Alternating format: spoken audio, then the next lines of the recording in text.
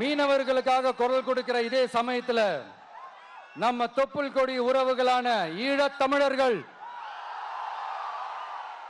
அவங்க இலங்கையில் இருந்தாலும் உலகத்துல எந்த மூலையில இருந்தாலும்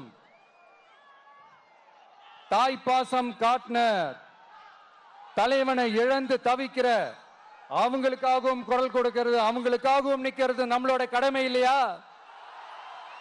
மீனவர்களோட உயிர் எந்த அளவுக்கு முக்கியமோ அந்த அளவுக்கு ஈழத் தமிழர்களோட அவங்களுடைய கனவுகளும் அவங்களுடைய வாழ்க்கையும் நமக்கு ரொம்ப ரொம்ப முக்கியம். நம்ம மீனவர்கள் படுற இந்த கஷ்டத்தை எல்லாம் பார்த்து ஒரு பெருசா ஒரு கடிதம் ஒண்ணு எழுதிட்டு அதுக்கப்புறம் கப்சிப்னு சைலண்டா போறதுக்கு நாம ஒண்ணு இந்த கபட நாடக திமுக அரசும் கிடையாது.